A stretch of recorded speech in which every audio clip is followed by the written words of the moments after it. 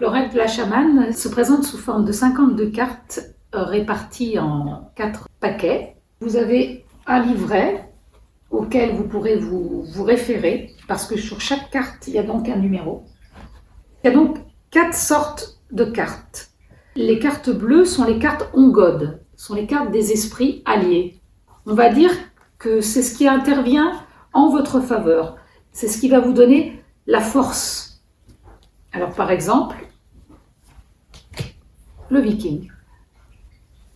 Ensuite, imaginons qu'on a une question. On va essayer de voir quel est l'obstacle à dénouer.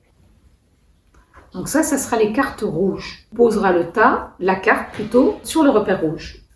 L'inertie. Sur le paquet jaune, une phrase de sagesse à méditer. Donc j'extrais une carte. J'abandonne ma volonté au profit de ce qui est plus grand que moi.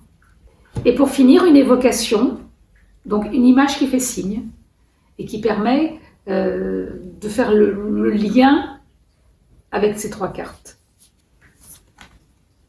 Savoir partir. Voilà. Alors, pourquoi un tirage en croix? À gauche, dans le tarot de Marseille, on considère ce qui est le pour, c'est-à-dire ce qui intervient en faveur de notre question, sur qui on peut compter. Donc là, en l'occurrence, le Viking. À droite, on appelle ça le contre. Là, dans ce tirage fictif, c'est l'inertie. La phrase de sagesse, ça sera en quelque sorte l'idée. La phrase qui nous permet de réfléchir sur notre question.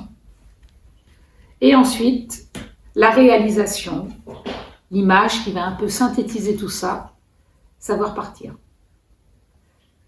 Je préconise donc un tirage en croix, mais on peut aussi décider de vivre avec une carte et surtout de la laisser travailler, de l'incorporer, je dirais, de lâcher prise. C'est plus son propre pouvoir, c'est le pouvoir de l'esprit allié qui intervient. Quand vous tirez l'oracle, il ne faut pas être occupé à autre chose. Et à partir de là, ça serait comme une petite méditation. Alors bien évidemment, vous allez vous reporter au livret. Vous avez donc des numéros. Par exemple, le 10, le Viking. Le Viking m'aide à finaliser l'action que je suis en train d'entreprendre.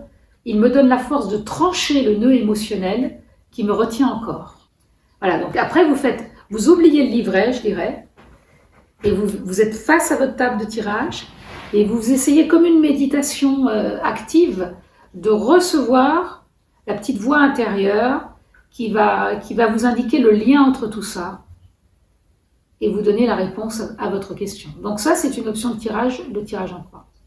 Après, vous avez besoin d'un réconfort, d'un soutien, vous avez un rendez-vous important, un rendez-vous professionnel, un rendez-vous amoureux. Donc là, vous utilisez les cartes bleues. Mais vous pouvez aussi décider de travailler sur un obstacle intérieur. Et à ce moment-là, vous allez tirer une carte rouge. L'entêtement. Ou vous avez un projet. Par exemple, dans les cartes vertes, il y a une maison en pleine nature. Vous pouvez aussi choisir de méditer dessus comme une intention pour une réalisation. Ce qui est important, c'est de vous laisser guider par votre intuition pour savoir si vous avez envie d'aborder les choses de façon un peu structurée en faisant un tirage en croix, ou au contraire, si vous avez simplement envie de faire confiance à un esprit et une carte et de vivre avec la carte.